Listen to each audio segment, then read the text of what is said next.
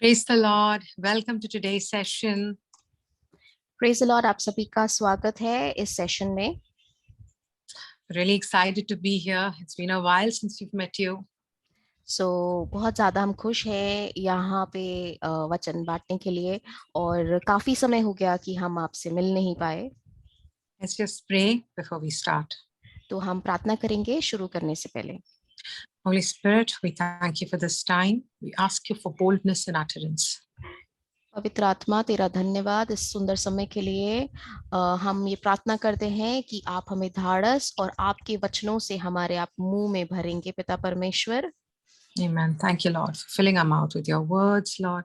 Thank you for blessing the hearers. I pray, Lord, none of our lives are the same. In Jesus' mighty name. Amen. आमीन। पिता परमेश्वर, मुझे पता है कि आप इस वचन से आप सभी के दिलों को छुएंगे और ये वचन उनके जीवन में गढ़ बनेगा और जीवन बदलेंगे। हम ये मानते हैं यीशु के नाम से। Amen. Hallelujah. So nice. Okay. So today the word that the Lord's put on my heart is forgiveness. तो आज जो पवित्र आत्मा में ने मेरे मन में जो वचन डाला है वो है माफ करने का। These days I've been learning from the Holy Spirit about forgiveness and what it means that Christ is with me. तो ये दिन मुझे पवित्र आत्मा इस पे और ज्यादा गहराई में सिखा रहे थे कि माफी करने का क्या मतलब है और यीशु मेरे साथ रहता है उसका क्या मतलब है। Oh, Jesus is the word of God. तो यीशु वो जिंदा परमेश्वर का वचन है। I think I'm preaching here after almost 3 months.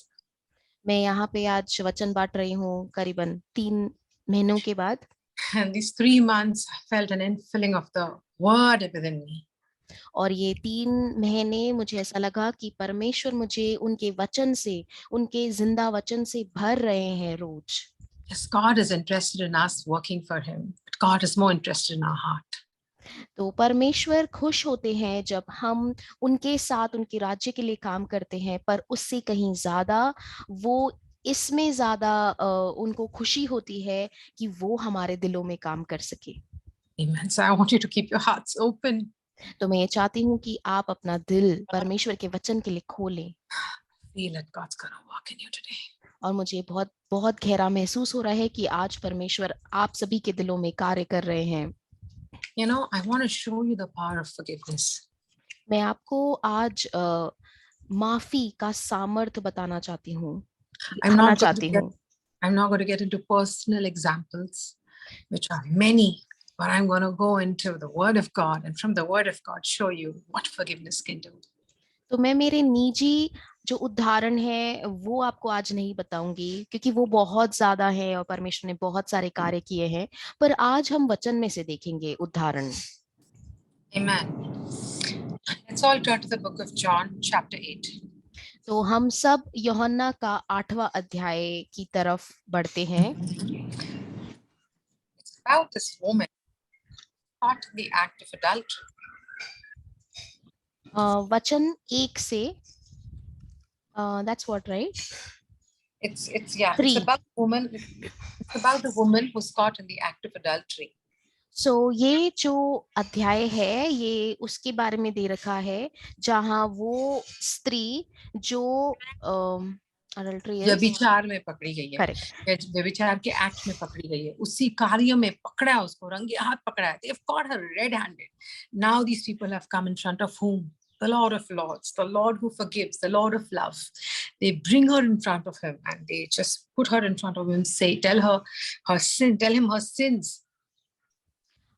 तो जो लोगों ने उस स्त्री को व्यभिचार में से पकड़ा था, वो लोग उस स्त्री को यीशु के सामने लेकर आते हैं। यीशु जो परमेश्वर है, जो राजाओं का राजा है, उसके सामने लेकर आते हैं और उसके सामने यीशु के सामने उसके सारे पाप बोलने लगते हैं। I want you to know Jesus came to fulfill every law. मैं आपको ये बताना चाहती हूँ कि यीशु हर वो नियम का पालन करने, उसे पूरा करने के लिए आए थे। Say it. Jesus came to fulfill every law. तो आप ये बोलिए कि यीशु हर वो नियम को पूरा करने के लिए आए थे। There's not one jot, not one dot that he came to erase. He himself said it. तो यीशु ने खुद ये बोला था कि एक ऐसा कुछ भी, ऐसा नियम का एक डॉट भी नहीं है जो वो हटाने आए थे। नहीं नहीं, वो सारी चीजें पूरा करने के लिए आए थे। और इसी यीशु को आके to the same Lord Jesus, these people are coming and saying, Teacher, this woman was caught in adultery in the very act. Now Moses in the law commanded us that such should be stoned. But what do you say? तो वो लोग आए यीशु के पास और बोले कि ये व्यभिचार में पकड़ी गई है और नियम शास्त्र में लिखा हुआ है मूसा ने ये बोला है कि अगर ऐसा कुछ होता है तो उसे पथराव करके उसे मार डालना चाहिए। They are telling the one who is Lord God Almighty. They're trying to test him. They don't know whom they're talking to. तो वो लोग एक तरीके से यीशु की परीक्षा ले रहे थे, देखना चाह रहे थे कि वो क्या बोलेंगे। वो जिसने नियम लिखा है उसको ये बता रहे हैं, क्योंकि वो यीशु को जानते ही नहीं थे। They wanted to find a fault in Jesus. वो यीशु के अंदर कुछ तो गलती निकालना चाह रहे थे। They wanted to point a finger at him. वो यीशु की तरफ अपनी उंगली उठाना चाहते थे। Hallelujah. What did Jesus say? Which one among you has not sinned? Can throw the first stone. I'll read it exactly. He who is without sin among you, let him throw a stone at her first. Who can throw first the stone? The one who has not committed any sin. This is verse 7. Amen amen.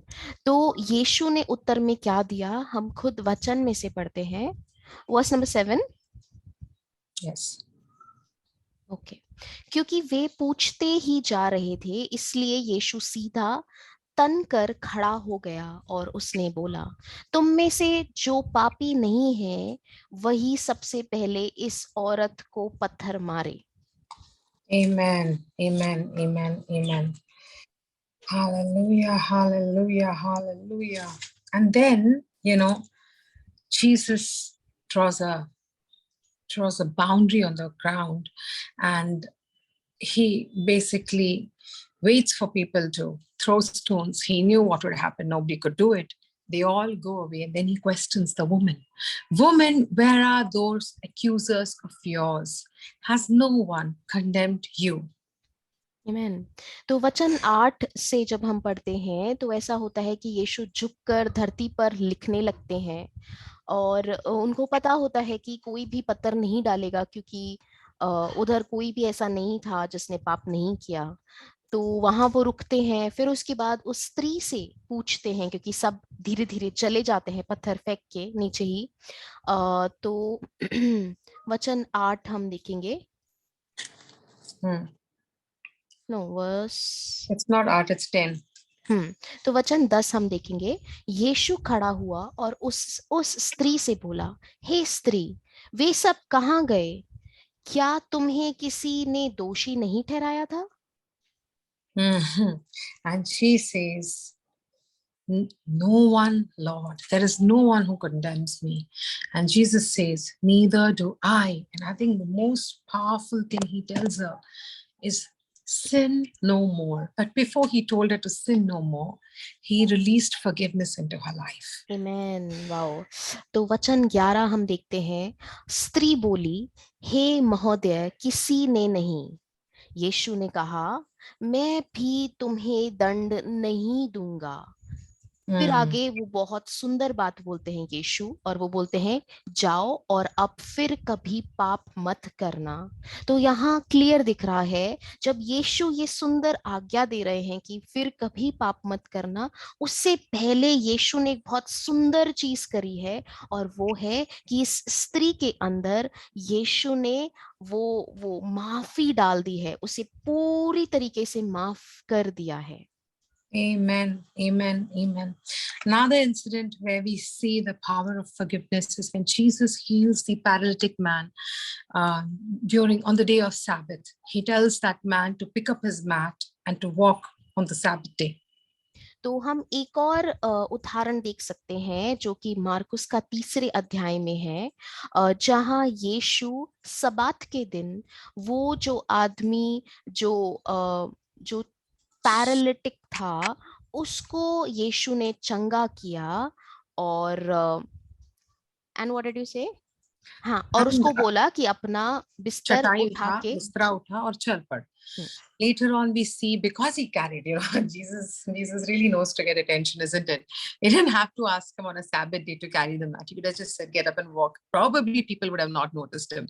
But on Sabbath, you're not allowed to carry a mat and walk. Amen. तो उस समय सबात के दिन मतलब खुद का बिस्तर उठा के चलना मतलब उसका परमिशन नहीं था, पर वहां पे वो ऐसा करता है और इसलिए सब उधर देख लेते हैं और वो नोटिस में आ जाता है. It was a law. It was a law. You can't carry, your mat, your bistar, your bedding on Sabbath. It was a law. It was written. It was a law. Hey. तो वो नियम था कि आप सबात के दिन अपना बिस्तर उठा के नहीं चल सकते, नहीं उठा सकते, नहीं कर सकते. वो एक तरीके से एक नियम था. This Jesus is crazy awesome, huh? He's breaking laws, but he's come to fulfill all the laws. What do you think about him? तो यहाँ देखिए आप कि यीशु बहुत ही ज्यादा सामर्थ्यशाली और सुंदर है कि वो यहाँ पे ये जो लॉस थे वो एक तरीके से दिख रहा है कि वो तोड़ रहा है, पर एक्चुअली वो तो पूरा करने आया था. That means he talks about the essence of every law, the heart of the law. Amen. Okay. तो यहाँ हम समझ सकते हैं कि यीशु वो हर नियम की गहराई के बारे में बात कर रहे हैं, उसके दिल के बारे में बात कर रहे हैं, उन सारी नियमों का. Then we see the Pharisees come and ask this paralytic man who was paralytic, hey, who healed you? Huh? Then he says, I don't know the person. And then later on, when he sees Jesus, Jesus tells him, what does Jesus tell him? Go and sin no more, lest something worse comes upon you. तो फिर आगे फरीसी लोग इस मनुष्य को देखते हैं जो चंगा हो जाता है और उसको देखकर वो अचंभित हो जाते हैं कि किसने तुझे हील करा और आज सबात के दिन कैसे, है ना. तो उसे नाम नहीं पता होता यीशु का, और पर जब बाद में वो यीशु से फिर मिलता है तब यीशु उससे बोलते हैं कि जा और अब पाप में फिर मत गिरना, नहीं तो कुछ और दंडवत आ सकता है तुझ पे. Then there's another one place where we see the reference of sin, forgiveness of sin, where Jesus, in terms of healing. And that is where, there's this man who's, I think he also was paralyzed, right? And his friends, they break the rooftop of the house where Jesus is. And they put this man down. And what does Jesus say? He doesn't say, he says, your sins are forgiven again to that man. And everybody said, who is this who can forgive sins? Who is this? They're questioning. Amen, amen. तो फिर एक और उदाहरण हम देख सकते हैं जहां यीशु एक घर में प्रचार कर रहे होते हैं और वहां पे बहुत भीड़ जमा हो जाती है. और जब वहां पे बहुत भीड़ जमा होती है तो एक जो मनुष्य है जो पैरालिटिक होता है, जिसके पास जगह नहीं होती आने की, तो वो उस घर का छपरा तोड़कर ऊपर से आता है, उनको उसके दोस्त लेकर आते हैं. और जैसे ही वो यीशु के सामने लाया जाता है, वो अपने बिस्तर पे होता है, चल नहीं सकता, पर उसे यीशु क्या बोलते हैं कि तेरे पाप माफ हो गए. और जैसे ही लोग ये सुनते हैं तो वहां पे जो फरीसी हैं वो सब बोलते हैं ये कौन सा मनुष्य है जो अधिकार रख रहा है माफ करने का, ऐसा कैसे, ऐसा उनका रिएक्शन रहता है. Amen. Thank you, Jesus. Thank you, Jesus. Thank you, Jesus. You and I have been given the same power. Same power.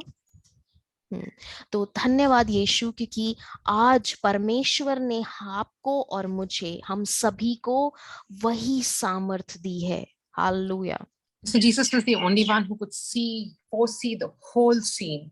Of course, we had David, we had Isaiah, we have had prophets who have prophesied the death of Jesus, and everybody who prophesied in part because they knew in part. तो अभी सिर्फ यीशु ही एकमात्र उधर थे जिनको सब कुछ पता था, आगे आदि और अंत वही है, तो उनको शुरू से एंड तक सब कुछ पता था कि क्या होने वाला था। अभी अगर हम देखेंगे बाइबल, तो बाइबल में पुराने नियम में हमारे इतने सारे भविष्यवक्ता हैं, नबी हैं, जिन्होंने भविष्यवाणी करी है कि यीशु आने वाले हैं, ऐसा होगा वैसा होगा, पर सबने कुछ ना कुछ भाग भाग को की भविष्यवाणी करी, किसी ने भी पूरा भविष्यवाणी नहीं की। क्यों? क्योंकि उनको सिर्फ भागों में ही पता था वो। Mm. Jesus knew what he was going to pay, what price he was going to pay on the cross. He knew he was going to set you and me free from sin. He knew he was going to die for the sins of the whole world. Amen. Amen, amen. तो यीशु को पता था कि वो कीमत है ना, जो जो पाप ने जो नष्ट कर दिया है, पिता के साथ एक होने का, वो सारी कीमत वो चुकाने आए हैं। वो सिर्फ सिर्फ एक दो के लिए नहीं, पर पूरे संसार के लिए, पूरे जगत के लिए वो आए हैं। वो ये सब कुछ उन्हें पता था। You know, even that paralytic man walking with his mattress on the day of Sabbath, the day of rest, actually symbolized rest. Walking, right, okay.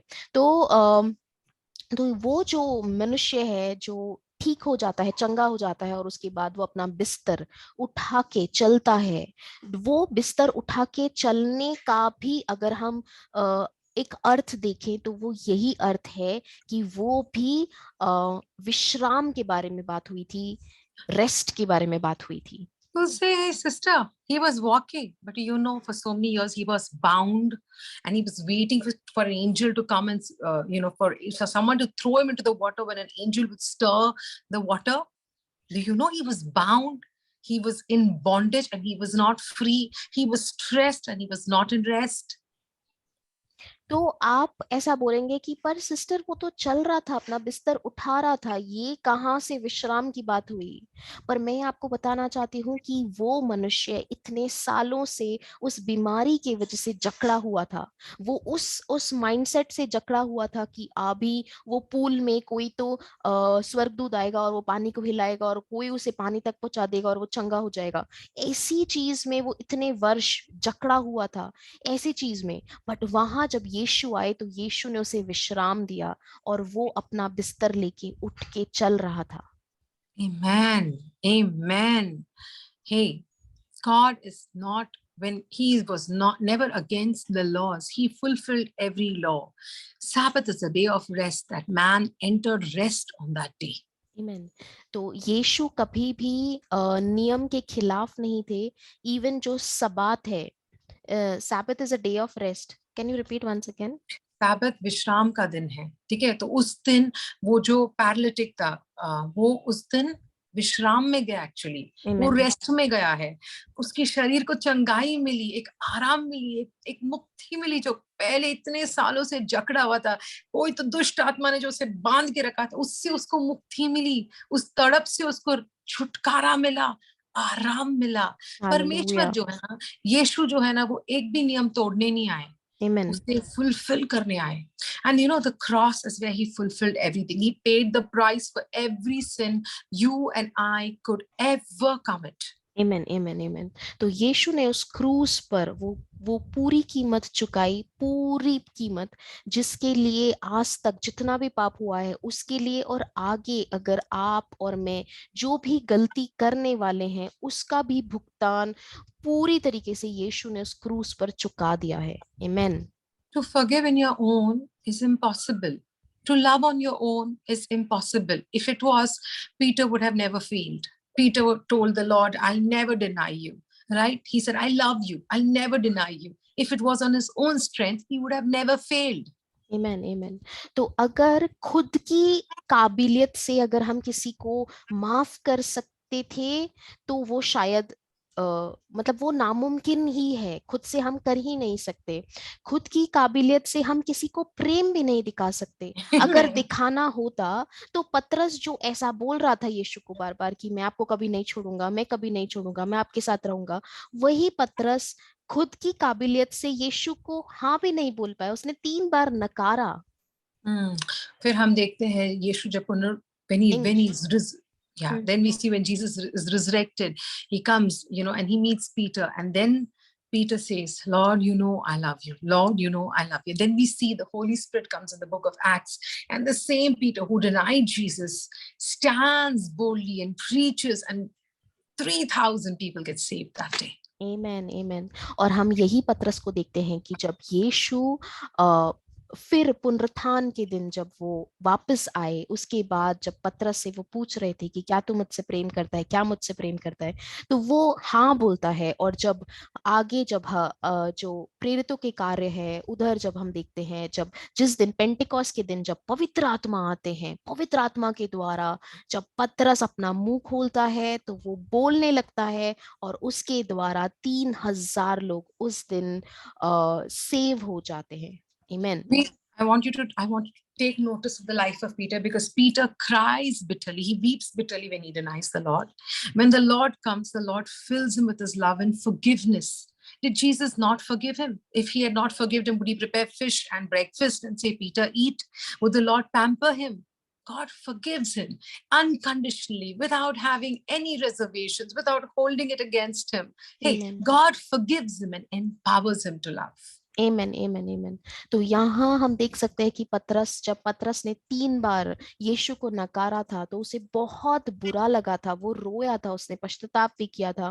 पर आगे क्या उससे यीशु गुस्सा हो गए थे? नहीं, हम देखते हैं अलग अलग जगह जब जब यीशु उसके लिए, मतलब सबके लिए नाश्ता बनाते हैं और पतरस को बुलाते हैं, उससे पूछते हैं तू मुझसे प्यार करता है ना, उसी को वो चाबी देते हैं। वो सब सब सब क्यों? क्योंकि यीशु उससे प्यार दिखा रहे थे, उसे माफ कर चुके थे, और हर एक कार्य से पहले वो उसे धाड़स से भर रहे थे, उनके प्यार से भर रहे थे।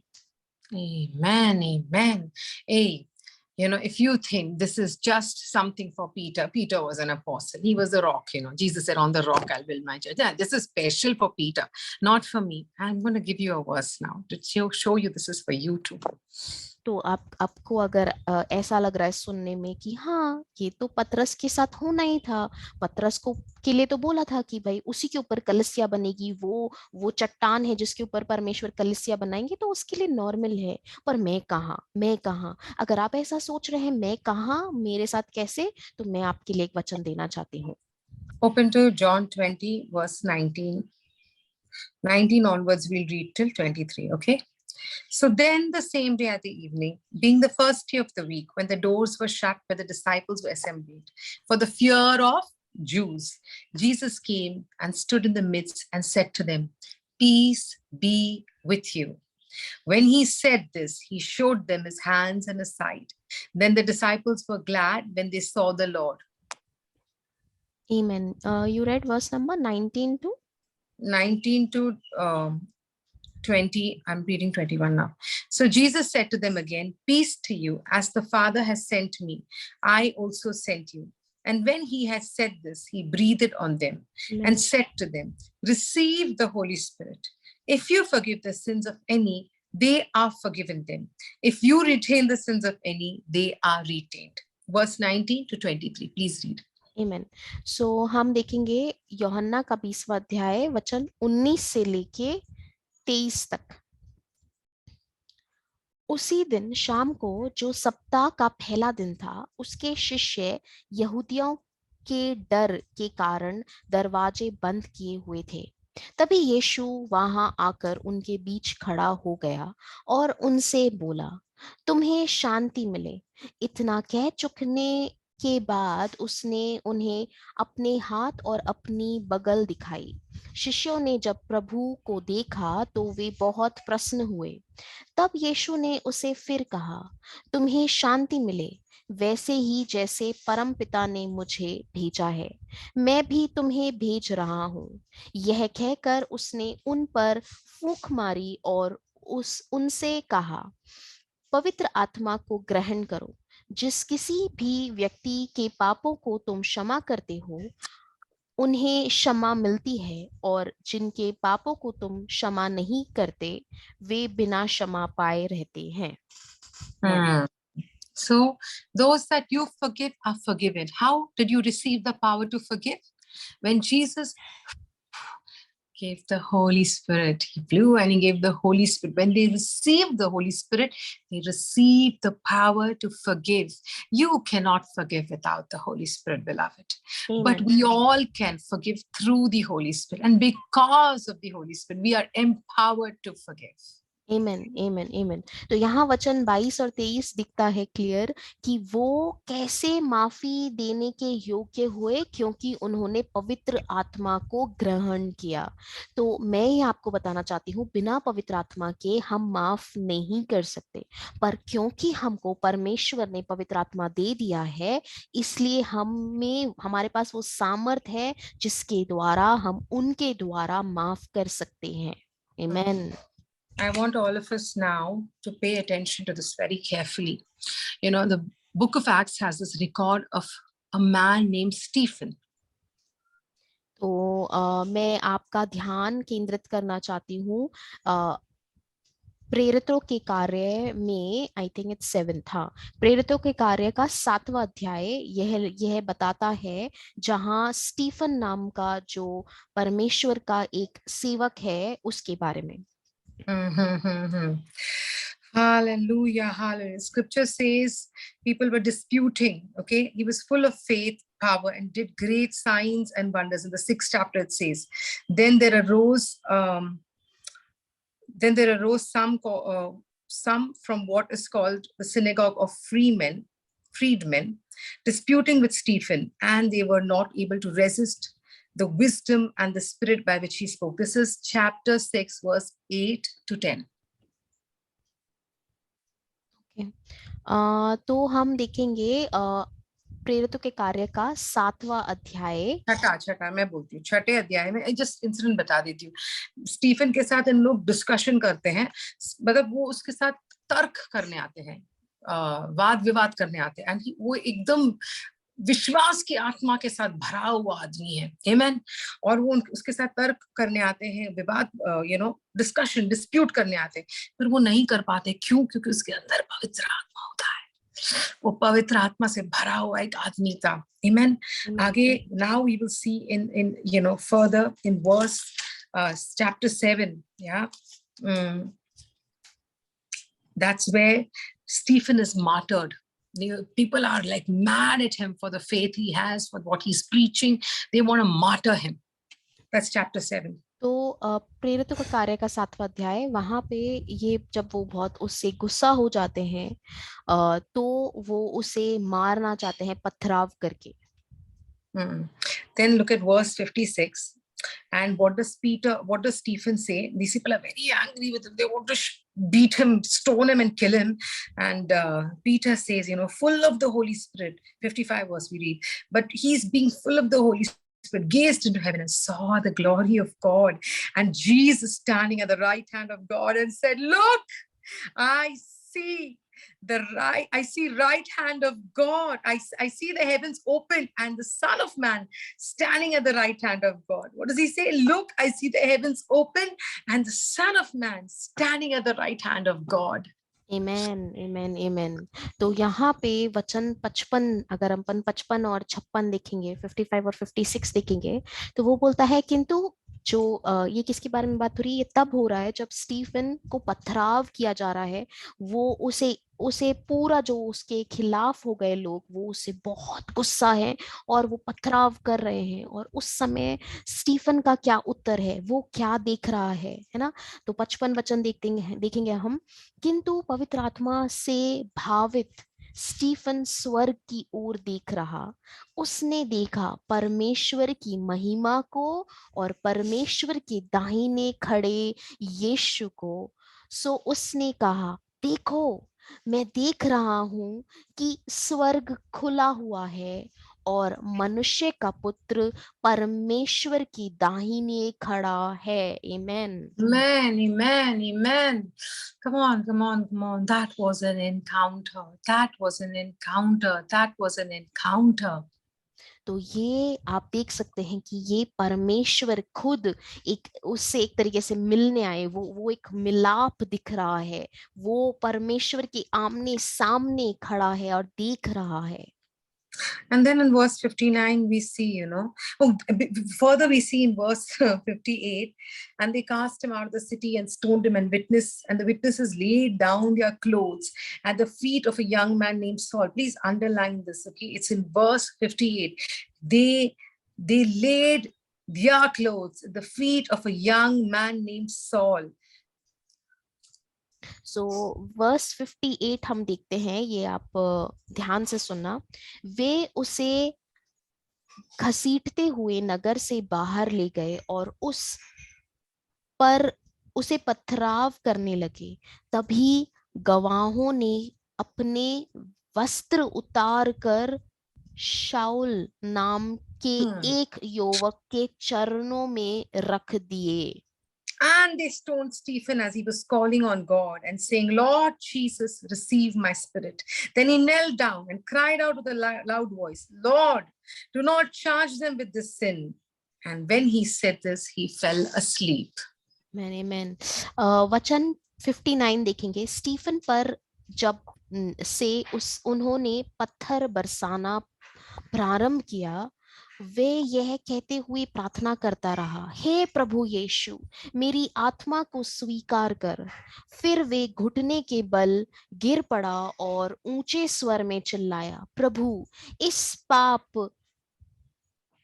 व्हाट इज इट को उनके विरोध मत ले। इतना कहकर वे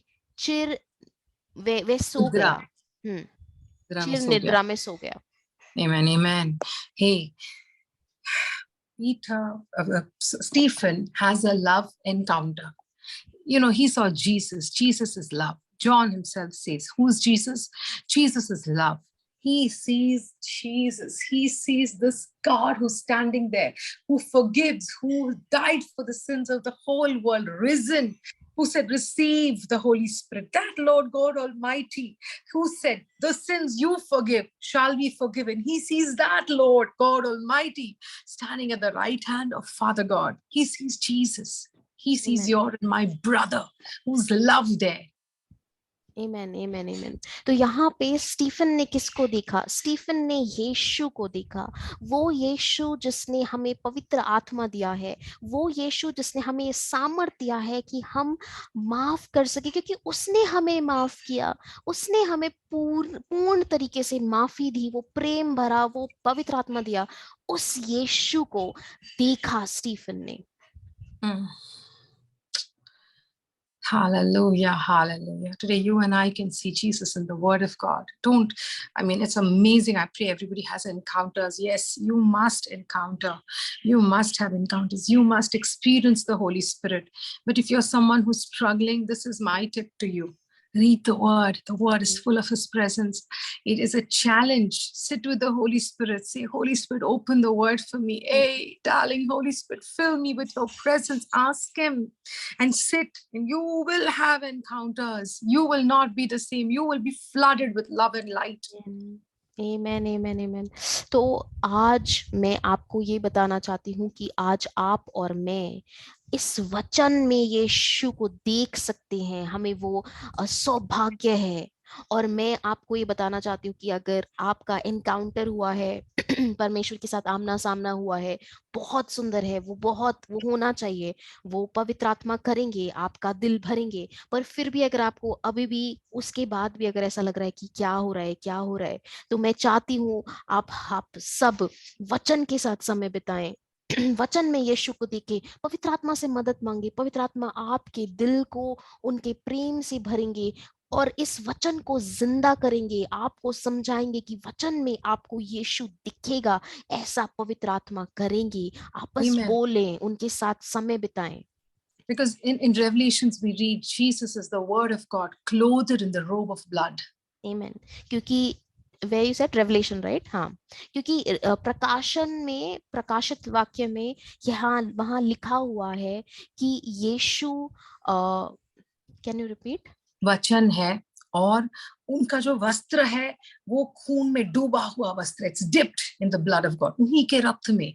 उन्हीं के रक्त में, हर एक वचन यीशु के रक्त में डूबा हुआ वचन है, उसके रक्त से, it's sealed by the blood of Jesus. The word of God is sealed by the blood of Jesus. Stephen had an encounter where he saw the Lord standing. Amen. You encounter him every time you read the word. I Amen. want to tell you, you have been given the power to forgive like Stephen. Stephen, imagine being stoned. Can you imagine the pain the body would have been in? Can you imagine? But none of that touched him or affected him, that he could hate them. No, not to that extent. He was full of love. That's what Jesus does. He was full of love. What did he say? He prayed for their forgiveness. He released them from the sin, such a grave sin. He released them from. Didn't Jesus do the same on the cross? Didn't he release those who were crucifying him from the sin? Amen. Amen. थोड़ा सा, can you repeat? तो Stephen क्या करता है उस time पे? Stephen का वो एनकाउंटर प्रेम के साथ होता है, परमेश्वर के प्रेम के साथ होता है। इसीलिए जब उसे पत्थर से मारा जा रहा था, तब भी उस सिचुएशन में, सोच सकते हो आप उनके शरीर में कितना दर्द होता होगा। क्या आपको एक झापड़ कोई मारता है, आप शांति से ले पा रहे हो? पर जब पवित्र आत्मा भरता है, हमें पता है एक अद्भुत कार्य हो जाता है। हम ऑफेंस लेना बंद करते हैं, हमें बुरा लगना बंद हो जाता है।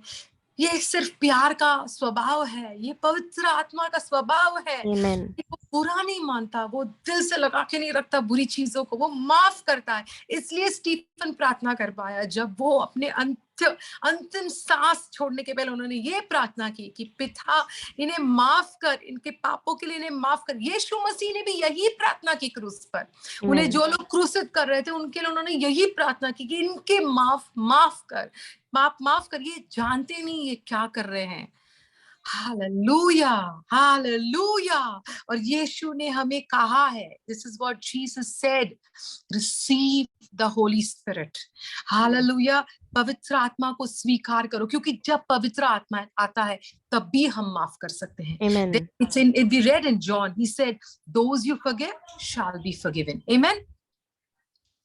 Amen, amen, amen. So यही है, जब पवित्र आत्मा आते हैं तभी हम माफ कर सकते हैं, क्योंकि वो सामर्थ है, वो सामर्थ देता है, हमारे दिल को प्रेम से भरता है, उनके प्रेम से भरता है, उसके द्वारा माफी बह के निकलती है। Amen. Amen. Amen. I'm going to just end it up now, and I want you to pay attention to what happens to Saul. Saul, bright noonday, he has an encounter. Hey, he sees a light that's brighter than the sun. Amen. Amen.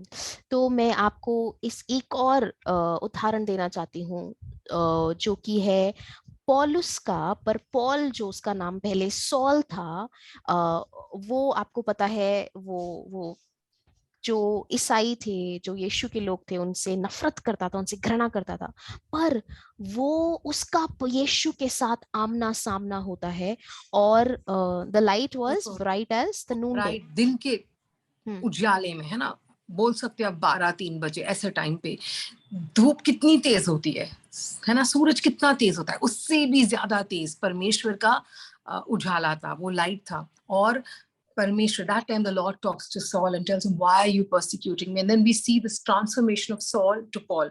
उस time पवित्र आत्मा यीशु उनसे बात करते, प्रभु उनसे बात करके पूछते, तुम मुझे क्यों persecute कर रहे हो? What is persecution called in Hindi? तुम मुझे क्यों दोष लगा रहे हो? क्यों दोष लगा रहे हो, है ना?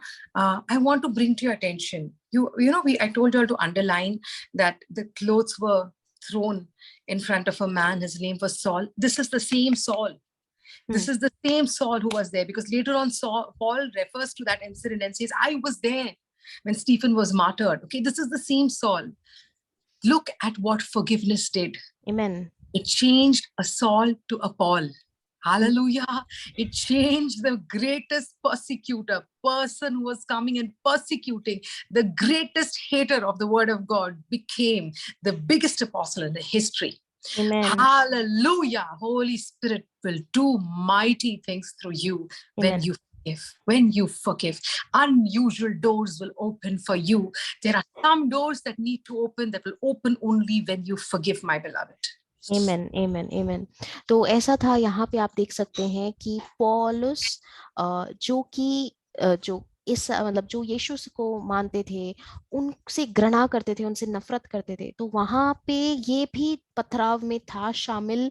जब स्टीफन माफ कर रहा था लोगों को, तो ये पौलुस ने भी देखा, और बाद में पौलुस बोलता है कि कहीं ना कहीं वो जब स्टीफन को उसने देखा, वो जिस तरीके से माफी माफी दे रहा था लोगों को, और जिस तरीके से वो था, उसके द्वारा इसके दिल में कुछ तो बदलाव आया।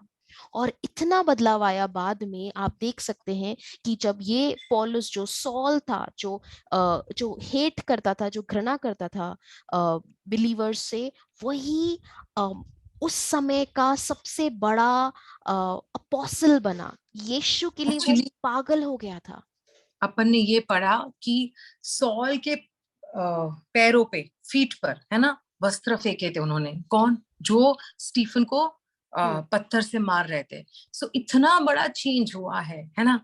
आपकी जिंदगी में भी जब आप माफ करोगे, आप ऐसे बहुत बड़े बड़े शिफ्टिंग देखोगे। वही लोग जो आपको परेशान आज कर रहे हैं, जिनसे आपको तकलीफ हो रही है, मैं आपसे ये कहती हूँ, वचन में जाओ। आप पवित्र आत्मा से मांगो, मुझे मुझे भरो अपने आप से, मुझे आत्मा से भरो, पवित्र आत्मा मुझ में भरो कि मैं माफ करूं लोगों को। पर मैं तुम्हें ये कहना चाहती हूँ, अगर तुम यीशु में हो तो तुम्हारे अंदर वो ऑलरेडी है। Amen. वो जीव जल की नदी तुम्हारे अंदर है। वो तुम्हारे अंदर से उमड़ उमड़ के बाहर आएगी। वो माफी की नदी, वो प्यार की नदी तुम्हारे अंदर से उमड़ उमड़ के बाहर आएगी। You can say it in English. हाँ, so that's what the Holy Spirit is within inside of you, and from your belly flows the rivers of living water. So when you are supposed to forgive people, the forgiveness that's inside of you, Holy Spirit that's inside of you, will just flow through you, and you'll start walking in forgiveness. You'll just forgive people. It's gonna be effortless because it's Him inside of you. Amen. Amen. Amen. So therefore, choose to spend time in the Word of God, for He is Christ. He is Christ. This is the Word. This is living. The more you spend time in the Word of God, the more effortlessly you're going to become like Him. Stephen saw the Lord, and that encounter enabled him to forgive such a massive forgiveness that released such a big blessing to the body of Christ. Amen. So तो आज मैं आपको यही प्रोत्साहित करूंगी कि ज्यादा से ज्यादा समय वचन में बिताइए, क्योंकि वो वचन आपको, यीशु आपको दिखने लगेंगे वचन के द्वारा। वो वचन जिंदा होके आपके सामने आ जाएगा। जैसे आप देख सकते हैं स्टीफन का उदाहरण, कि स्टीफन का उदाहरण क्या था? जब वो यीशु को देख रहा था, जो भी पथराव उसको हो रहा था, उसे वो उसे अपना शरीर पर वो दर्द महसूस नहीं हो रहा था, और उसके द्वारा, वो जो देख रहा था उसके द्वारा, वो दिल खोल के उनको माफ करा। और क्योंकि उसने माफ किया, इतना बड़ा उसके पीछे सॉल का बदलाव हुआ पॉल में, है ना। तो वो परमेश्वर का सामर्थ दिखा उस माफी के द्वारा। और वो परमेश्वर, वो जो यीशु को देखना, वो आप कहाँ देखोगे? आप वचन में देखोगे, Amen. है ना। डोंट वेट कि the bright light has to come and then you will shift, और the Lord has to come and tell you go and forgive. We have got all these words on our side. We Amen. just need to walk in it now. Amen. We'll end. तो अभी आपको ये नहीं सोचना कि अच्छा, जिस दिन मैं बहुत चमकता हुआ कुछ देखूंगा तब होगा, ऐसा नहीं है। आपके लिए और मेरे लिए आज वो वचन में है, वो सब कुछ वचन में है। इन सबसे ज्यादा वचन में हमको सब कुछ दे दिया है। तो जब हम वो वचन में देखेंगे, वो इतना सुंदर हो जाएगा, इतना सच हो जाएगा, क्योंकि परमेश्वर ने बोला है कि हमें करना है। तो जब आप पवित्र आत्मा की मदद से माफ करेंगे, तो आप देखेंगे सामर्थ बहेगा, आप देखेंगे वो बंद दरवाजे खुलने लगेंगे। Amen. तो Amen. I yes, bless you. Thank you so much for joining us. I believe this word has ministered to you. By the grace of God, we will speak more on this. We will learn more on forgiveness. There is so much to learn about this, and I speak restoration into your hearts. I release the love of Christ, and I want to tell you, you are forgiven. I amen. forgive you. As a child of God, I forgive you of all the wrong you've done. In Jesus' name, you are forgiven in Christ Jesus. You are accepted in Christ Jesus. You are loved in Christ Jesus. Receive it in Jesus' name. Amen. Amen, amen. तो मैं आपके लिए प्रार्थना करना चाहती हूँ, आपको ये बताना चाहती हूँ कि परमेश्वर आपसे बहुत प्रेम करते हैं, और यीशु के अंदर उन्होंने आपको माफ कर दिया है। तो अगर आपके दिल में आपको कुछ लग रहा है, तो मैं आपको ये बताना चाहती हूँ, एक परमेश्वर के पुत्र होने के नाते मैं ये आपको बताना चाहती हूँ कि आपको माफी मिल चुकी है। आपको यीशु के अंदर आप परिवार के हिस्सा बन गए हैं। आप परमेश्वर के परिवार का हिस्सा बन गए हैं। आप एक्सेप्टेड हैं। आपको उन्होंने चुन लिया है। आपने उन्होंने आपको आपको प्रेम से भरा है। मैं आपको बताना चाहती हूँ। आमीन। God bless you. Thank you so much for joining us. And remember, in every situation, Jesus is Lord. आमीन। तो हम बहुत खुश हैं। धन्यवाद, आपने समय निकाला और आप ये वीडियो देख रहे हैं। तो मैं आपको बताना चाहती हूँ कि याद रखिए, हमेशा ध्यान रखिए कि हर एक परिस्थिति में यीशु ही प्रभु है।